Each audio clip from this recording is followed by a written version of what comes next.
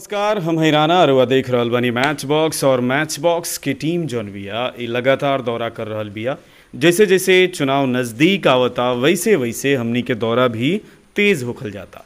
आज रघुनाथपुर विधानसभा के दौरा बाटे और रघुनाथपुर विधानसभा में जब दौरा करत जा तो एगो प्रत्याशी से मुलाकात भइल ह। यहाँ के बानी मंधाता सिंह जी, बहुत बहुत स्वागत बराबर।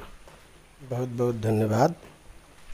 मंधाता सिंह जी हमारा साथे बानी और मंधाता सिंह जी जदयू के कार्यकर्ता हैं और जदयू के कार्यकर्ता यहाँ के समता पार्टी के समय से बानी, जदयू के सेवा कर रहल बानी।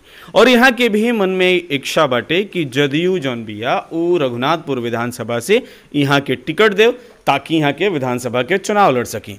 अगर रउआ के पार्टी टिकट देत बिया जैसे रउआ डिमांड के ले बानी तो राउर योजना का हुई, कौना एजेंडा के साथे रहुआ चुनाव लड़ेम रघुनाथपुर विधानसभा में?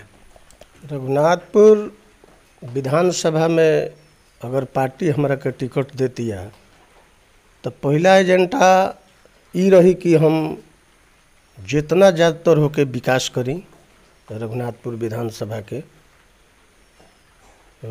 रोड बनवाई, बिजली के अथी ओकरा के समस्या के दूर करी और कुल बहुत चीज़ ऐसन बा कि जवना के हमनी के आगे बढ़ावे के काम कइल जाई अगर हमनी के पार्टी टिकट दी तो। जैसे अभी चर्चा चल रहा बा रघुनाथपुर विधानसभा में कि यहाँ एनडीए में जदयू के खाता में ही टिकट जाए कि भाजपा में, क्लियर नहीं खे। पहले से भाजपा के खाता में ही टिकट बा लेकिन कबो जदयू के खाता में भी टिकट रहे। तो अभी ए बार का हुई ई असमंजस के स्थिति अभी तक बाटे और अभी तक क्लियर नहीं किया भाई, आगे देखल जाइए अब जौन होई होकबे करी। और वह एनडीए के सिपाही बनी। अगर मान ली कि जदयू के खाता में टिकट जाता और रउरा के टिकट नहीं मिलत तो ओकरा बाद रउआ का करब? चुनाव लड़ब कि ना लड़ब? एकदम चुनाव नहीं लड़ सकत। जे भी जेकरे जदयू से टिकट मिली हम ओकरा के सहर्ष मदद करे पर तैयार बनी, ओकरे के मदद करब। तो रउरा काहे लागत कि रउआ टिकट मिले के चाही?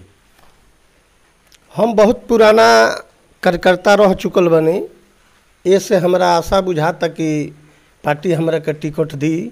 अगर टिकट दी तो हम विधानसभा से लड़ब, रघुनाथपुर विधानसभा से।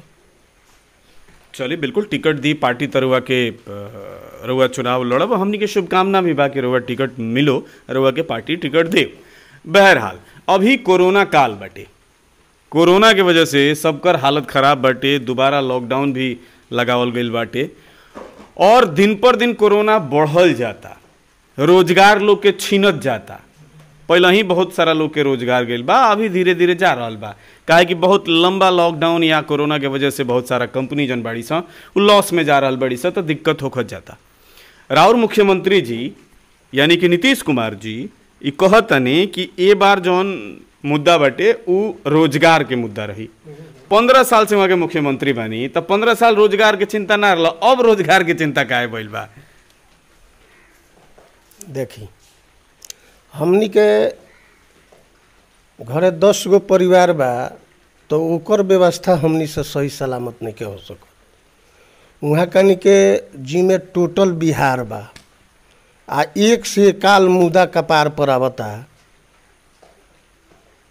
एमे वहाँ कनी के हमनी के कोनो प्रकार के गलती नहीं खिसन ठहरा सकत। आ मुख्यमंत्री नीतीश कुमार जी बराबर अभी तक हमरा मुख्यमंत्री केहू ना मिलल। वहाँ कनी एकदम विकास पुत्र बनी आ वहाँ कनी विकासे पुत्र रहब। हम नीतीश जी के गलती नहीं ठहरा सकत। नीतीश जी विकास पुत्र हैं, वहाँ कनी विकास करतनी आ हम उहे कनी के मानतनी। नीतीश जी विकास पुत्र हैं और विकास कर रहल बानी, लेकिन पिछला 15 साल में रघुनाथपुर में बनल रेफरल अस्पताल जौन कि दिन पर दिन मतलब गर्त में जाता, दिन पर दिन हालत खराब होखल जाता ओकर। अभी बरसात में डांड भर पानी लागल बा अभी के समय में। पिछला 15 साल में ना नीतीश जी कुछ कही नहीं और ना पिछला 5 साल में हमनी के वर्तमान विधायक जी कही नहीं। अभी तत्काल कोरोना के पहले एगो निखती के सोनू सिंह अनशन अमरण कैले रहन रघुनाथपुर अस्पताल के आगे उमें सांसद कविता सिंह, बाबू अजय सिंह ई सब आइल, उ अनशन तुरवावल आ ओकरा के कहल कि हमनी के अस्पताल के काम जौन भी अधूरा पड़ल बा ओकरा के हमनी के बहुत जल्द से एकर काम शुरू करब सन। तब तक लॉकडाउन लाग गई, ओमे काम बाधा पड़ गई। ई लॉकडाउन टूटला के बाद अस्पताल के भी काम बहुत जल्दी शुरू हुई। अस्पताल के काम जल्दी शुरू हुई कि ना हुई वो हम नहीं जानत, लेकिन हम इतना जानत तानी कि 1 साल से ऊपर हो गई जौना बेरा राजीव श्रीवास्तव निखती के रघुनाथपुर रेफरल अस्पताल के अनशन पर बैठे रहे और अजय सिंह जी आके उनकर अनशन तोड़वैनी, कहनी कि काल्हे से काम लाग जाई। काल्हे का 1 साल से बेसी बीत गई, काहे कि पिछला बार जब ओमे पूरा पानी से लबालब भई रहे तब के घटना हटे और ए बार फिर लबालब हो रहा बा। बहरहाल आगे बढ़ल जाओ। कोरोना दिन पर दिन बढ़ल जाता आ कोरोना के चलते स्थिति का बार हुआ देखता नहीं, रुआ गाँव में रहे नहीं, ऐसन समय में चुनाव करावल उचित होई?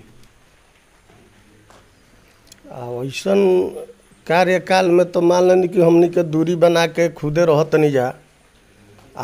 ये रोग में दूरिये बना के आदमी रही तो यह रोग से बची। ये कार्यकाल में तो चुनाव के आगे प्रतिक्रिया बढ़ावल जाओ तो बहुत अच्छा रही। लेकिन चुनाव आयोग कहता कि डेट ना बढ़ी, मुख्यमंत्री जी भी कहता नहीं कि डेट ना बढ़ी, काहे कि एकर कोनो सीमित समय नहीं खे कि कब ले कोरोना रही, कब ठीक होई या कब ले चली, एकर कोनो भरोसा नहीं खे से चुनाव करा लेवे के चाहिए। बहरहाल जब तक टिकट पार्टी रुआ के डिसाइड नहीं करत कि केकरा मिली या जदयू के खाता में जाई कि भाजपा के खाता में जाई आ कौना खाता में जाई तो केकरा मिली, तब तक आम लोग से का अपील करे के चाहब? आम लोग से तो अपील यह करे के चाहब कि हमनी के जौन पार्टी भी या जदयू अगर केहू के अगर वो टिकट देती है तो हमनी के अपना पार्टी के मदद कइल जाई आ शहर से मदद कइल जाई। उमें कहीं से पीछे नहीं के हटे के, जे भी कैंडिडेट आ जाई वही कैंडिडेट के हमनी के बुझब सकी हमनी के आपन कैंडिडेट, हमनी के जदयू के मदद करब सन। चलिए बहुत बहुत धन्यवाद मंदाता सिंह जी, रुआ समय देनी और रुआ हमनी से बातचीत कईनी और और बात जनता तक हमनी के लेके जायब जा। आगे का हुई ये पार्टी डिसाइड करी और डिसाइड हुई तो सबका पता चल जाई। बहुत बहुत धन्यवाद और रुआ के शुभकामना बाटे भविष्य खाती। धन्यवाद। तो श्रोता बंधु और दर्शक बंधु देखत रही हम मैच बॉक्स और ये बातचीत होत रहा मंदाता सिंह जी से, जदयू नेता से, रघुनाथपुर विधानसभा में बानी। ये बातचीत अच्छा लागल होके, ये बातचीत सार्थक लागल होके तो लाइक कमेंट करके ज़रूर बताई, वीडियो के ज़्यादा से ज़्यादा शेयर करी और मैच बॉक्स के अभी तक सब्सक्राइब नहीं कैले तो कर ली। धन्यवाद।